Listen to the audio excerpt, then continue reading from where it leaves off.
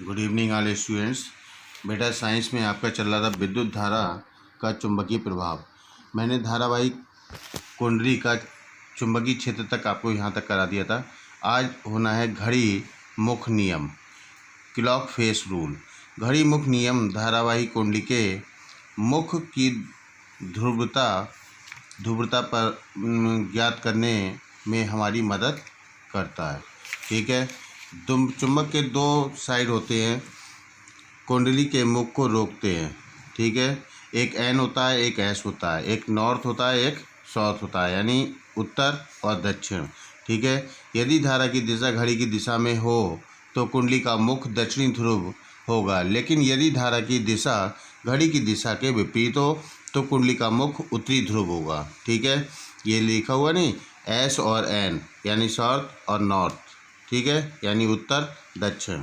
धारावाही परिनालिका के कारण उत्पन्न चुंबकीय क्षेत्र। परिनालिका, यदि किसी अनुचुंबकीय पदार्थ के वेतन पर तांबे के विद्युत रोधी तार के अनेक फेरे पास पास लपेट दिए जाएं तो इस बेलनाकार तारों की कुंडली को परिनालिका कहते हैं।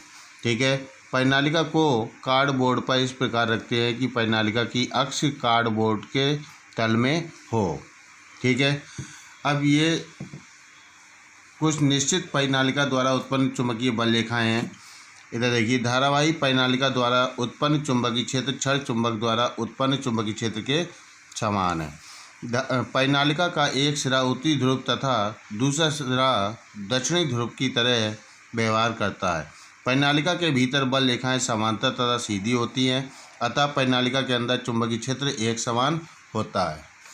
अब नेक्स्ट आता है परिनालिका द्वारा उत्पन्न चुंबकीय क्षेत्र की निर्भरता। धारावाही परिनालिका द्वारा उत्पन्न चुंबकीय क्षेत्र की तीव्रता निम्नलिखित कारकों पर निर्भर करती है। पहला, परिनालिका में प्रवाहित धारा पर निर्भर करती है। परिनालिका द्वारा उत्पन्न चुंबकीय क्षेत्र परिनालिका में प्रवाहित धारा के अनुक्रमानुपाती होता है, अतः बी अनुक्रमानुपाती आई। ठीक है, अब नेक्स्ट आता है परिनालिका में फेरों की संख्या। फेरों की संख्या होती है एन।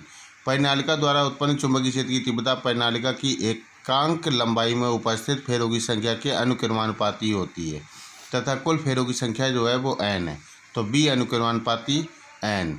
परिनालिका में प्रयुक्त क्रोड के पदार्थ की प्रकृति पर।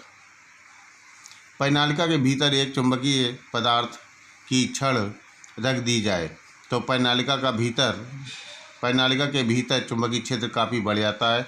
इस छड़ को परिनालिका की क्रोड कहते हैं। ठीक है, परिनालिका द्वारा उत्पन्न चुंबकीय क्षेत्र की दिशा।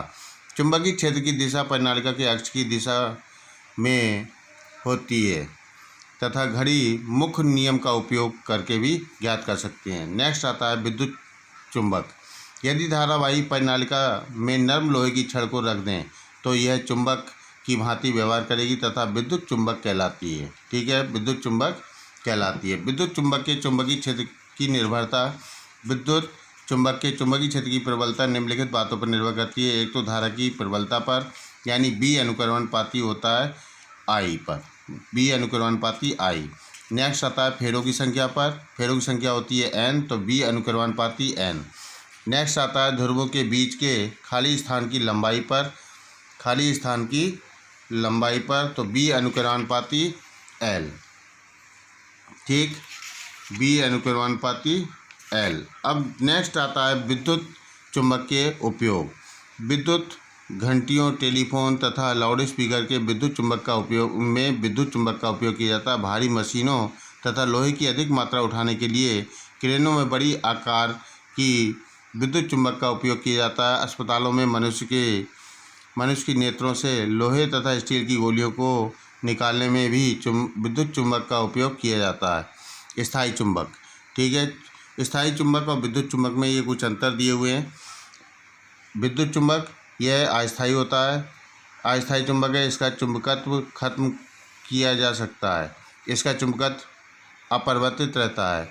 यह प्रबल चुंबकीय क्षेत्र उत्पन्न करती है। इसमें इन चुंबकों का चुंबकीय क्षेत्र तुलनात्मक रूप से कमज़ोर होता है तथा बदला नहीं जा सकता है। ठीक है, इसमें फेरों की संख्या परिवर्तित कर देते हैं। अब विद्युत चुंबक में नेक्स्ट क्या है, धारा की दिशा में परिवर्तन करके विद्युत चुंबक की ध्रुवता को उल्टा किया जाता है। स्थायी चुंबक की ध्रुवता स्थिर होती है तथा इसे उल्टा नहीं किया जा सकता। इसकी ये एक्सरसाइज है, पेज नंबर 326 पर प्रश्नावली ये दी हुई है। ये आपको सारे क्वेश्चन इसमें करने हैं, ठीक है बेटा, यहाँ तक करने हैं। नेक्स्ट टर्न पर हम कराएंगे चुंबकीय क्षेत्र में स्थित धारावाही चालक पर लगने वाले बल की निर्भरता।